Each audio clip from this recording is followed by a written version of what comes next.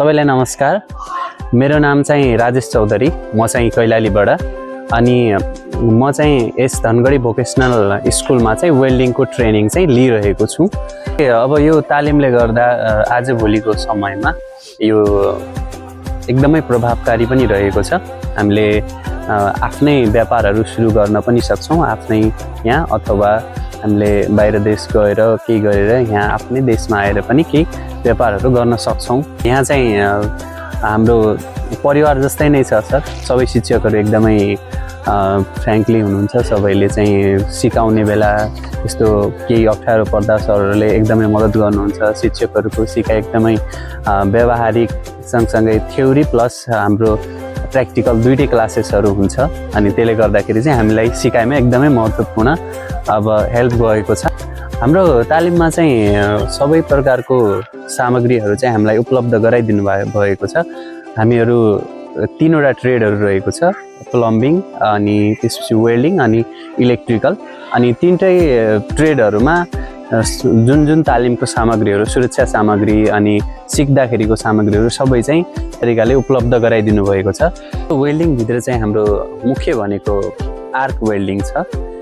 त्यो सँगसँगै हाम्रो ग्यास वेल्डिङ साथै टिग र मिग भन्ने वेल्डिङ पनि यहाँ चाहिँ एकदमै राम्रो तरिकाले सिकाइने हाम्रो सुविधा रहेको छ। यसले गर्दाखेरि चाहिँ हामीलाई सिकाइमा एकदमै मद्दत पुगेको छ। जो तालिम यो हाम्रो निःशुल्क तालिम साथसाथै निःशुल्क आवासीय सेवा उपलब्ध गराउनु भएको छ। त्यसले हामी जस्तो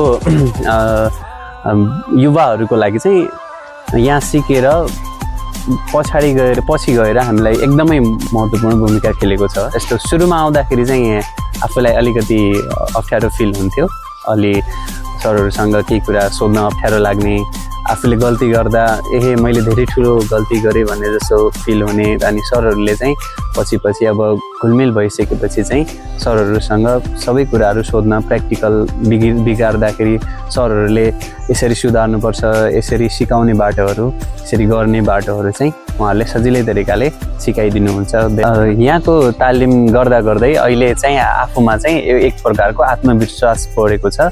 अनि त्यसले गर्दाखेरि कुनै पनि अब म यहाँबाट निस्किसकेपछि कुनै पनि ठाउँ गएर म गर्न सक्छु भन्ने चाहिँ आफूमा एउटा आत्मविश्वास बढेको छ।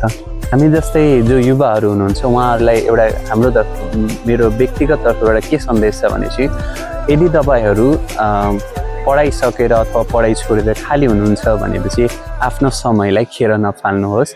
अनि त्यो समयलाई राम्रो सिप तालिम लिनमा यहाँहरूले त्यो समय सदुपयोग गर्नुभयो भने एकदमै यहाँहरूलाई लाभ हुनेछ।